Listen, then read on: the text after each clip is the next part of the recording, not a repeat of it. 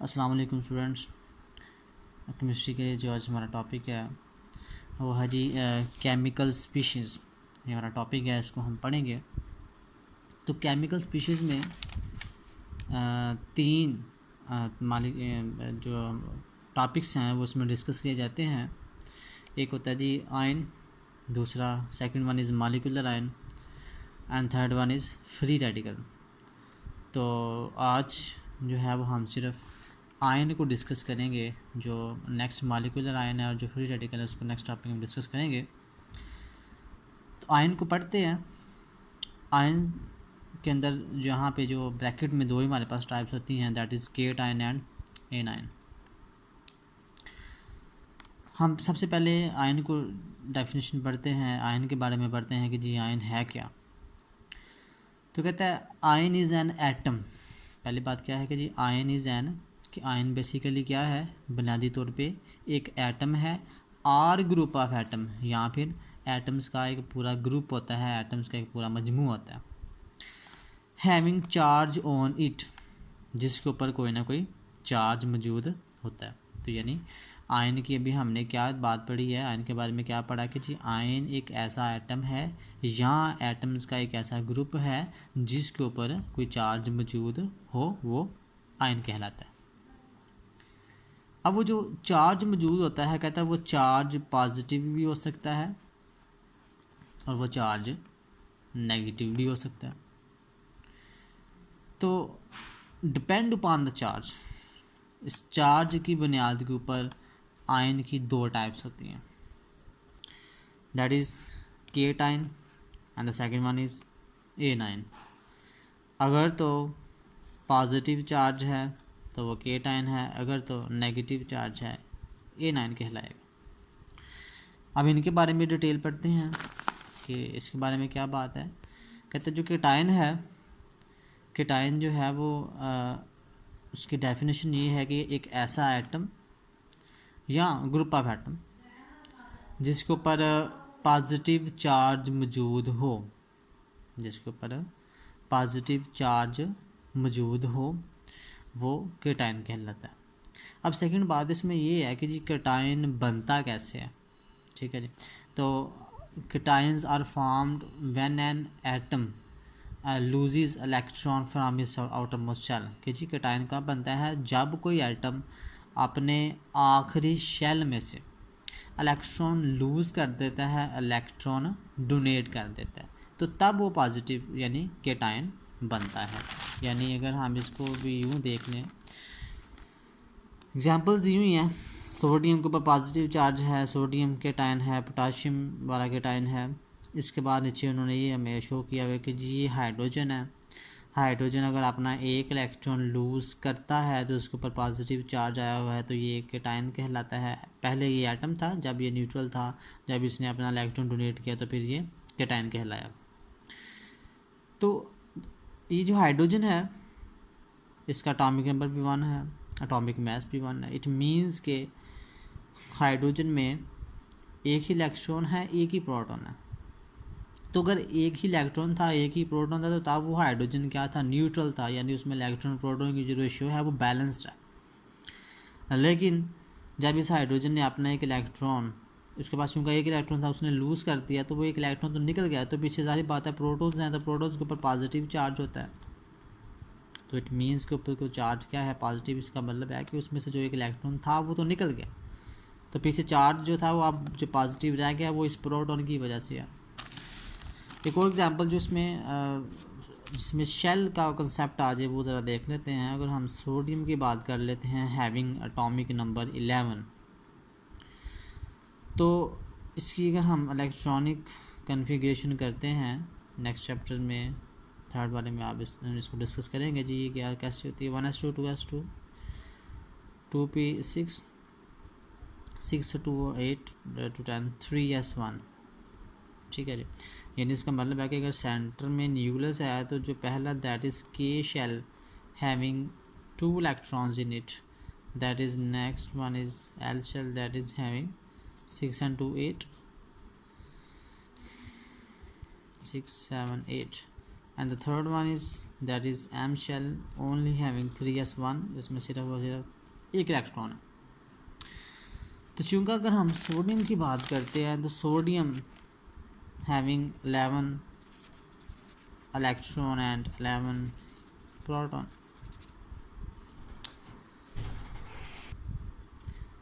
तो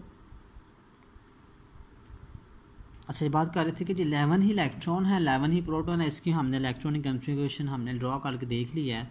तो अभी हम ऊपर बात कर रहे हैं कि जी के टाइम बनता कैसे है कि जी one atom loses electron from its outermost shell, कि जब कोई एटम अपने आखिरी शेल में से इलेक्ट्रॉन लूज़ करता है, इलेक्ट्रॉन डोनेट कर देता है। तब देखिए यहाँ पे सोडियम है, सोडियम की मैंने ये स्ट्रक्चर भी ड्रॉ की है, that is centre having nucleus, उसके बाद पहला shell that is K shell, जिसको हम नाम देते हैं, उसमें ये ये वाला 1s2 जिसमें 2 इलेक्ट्रॉन आते हैं। उसके बाद ये हमारे पास सेकंड शेल है, ये दूसरा वाला जो सर्कल है 6 और 2 दैट इज़ 2s2 2p6, ये सेकंड शेल के इलेक्ट्रॉन्स हैं, 8 हो गए। उसके बाद तीसरा हमारे पास शेल है दैट इज़ 3s1, सिर्फ एक इलेक्ट्रॉन्स में। तो अगर ये सोडियम अपना ये वाला इलेक्ट्रॉन डोनेट कर देता है, लूज़ कर देता है, किसी और एटम को डोनेट कर देता है, तो फिर ये शेल ख़त्म हो गया। तो फिर सोडियम के पास इलेक्ट्रॉन रह जाएंगे जी पीछे 10। तो प्रोटॉन उतने ही हैं, 11 ही प्रोटॉन्स हैं। इट मीन्स के ऊपर फिर उसमें एक प्रोटॉन एक्सेस हो गया, दैट इज सोडियम +1। ठीक है जी, तो ये हमारे पास इसका कंसेप्ट था। इसी तरह बात करते हैं अब एनाइन की। एनाइन की मैंने बात की थी कि एनाइन के ऊपर नेगेटिव चार्ज होता है। एनाइन की डेफिनेशन क्या है? एक एटम या ग्रुप ऑफ एटम जिसके ऊपर कौन सा चार्ज हो? नेगेटिव चार्ज हो, मनफी चार्ज हो। ठीक है जी, एक एटम या एटम्स का एक ऐसा ग्रुप जिसके ऊपर नेगेटिव या मनफी चार्ज मौजूद है, वो एनाइन कहलाता है। अब एनाइन बनता कैसे है कि जी सेकंड पॉइंट क्या है जी, बनता कैसे है? बाय गेन और एडिशन ऑफ इलेक्ट्रॉन, कि जब किसी एटम, जब कोई एटम इलेक्ट्रॉन को हासिल करता है तो एनाइन बनता है। मिसाल के तौर पे हमारे पास क्लोरीन है, ऑक्सीजन की इन्होंने एग्जांपल दी हुई है कि यहाँ पे हमारे पास क्लोरीन मौजूद है, क्लोरीन ने एक इलेक्ट्रॉन एक्सेप्ट किया तो ये क्लोराइड आयन बना, सिंपल Cl।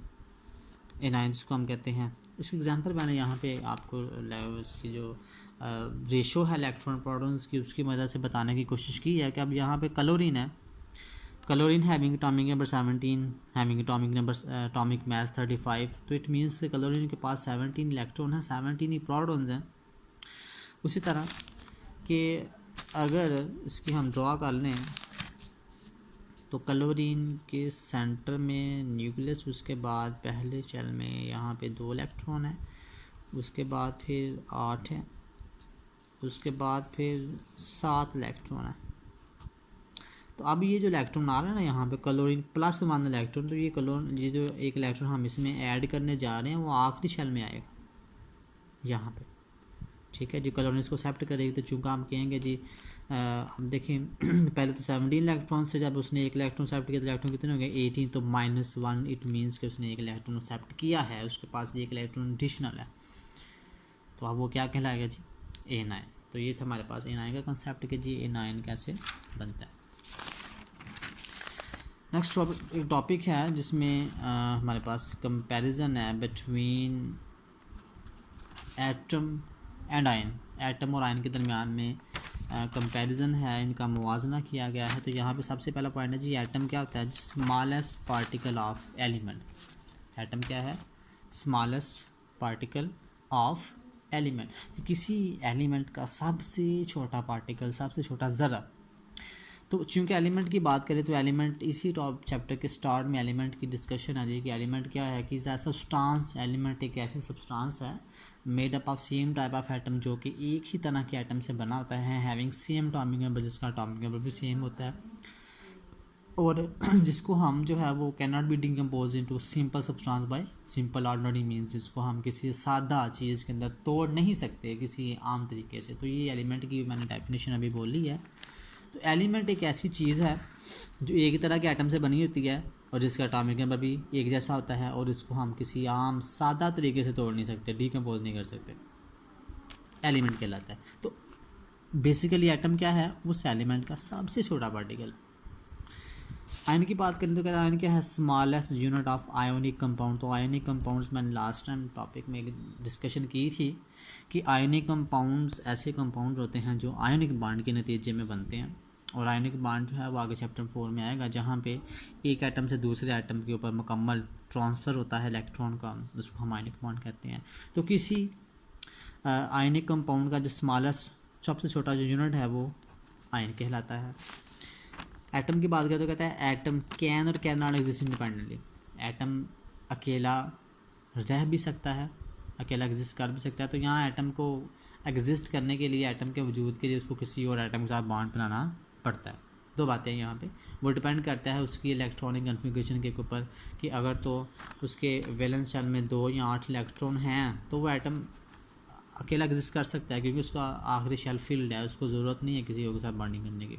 तो अगर तो ये इनकम्प्लीट है, 2 या 8 नहीं है उसके वैलेंस शेल में, उसके आखिरी शेल में 2 या 8 इलेक्ट्रॉन नहीं है, तो उसको बॉन्डिंग पड़ती है, बनाना पड़ती है उसको, फिर एग्जिस्ट करने के लिए जो है वो किसी एटम के साथ बांधना पड़ता है। उसके बाद नेक्स्ट पार्ट है take part in chemical reaction. तो सारी बात है, अगर उसको ज़रूरत है तो एटम क्या करेगा, केमिकल रिएक्शन में हिस्सा लेगा।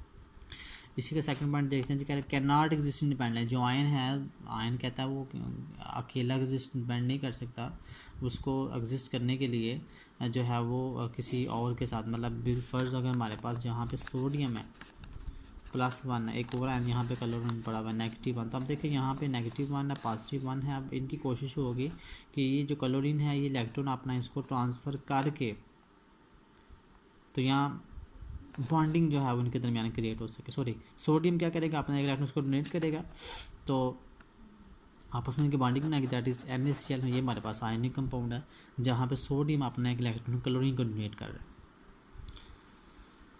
तो ऐसा करने से दोनों की आखिरी शेल भी फील्ड हो जाएंगे, आखिरी जो ऑक्टेट है दोनों का ऑक्टेट में फॉलो हो जाएगा, यानी दोनों के आखिरी शेल में 8 इलेक्ट्रॉन भी रह जाएंगे और इनकी बॉन्डिंग भी हो जाएगी।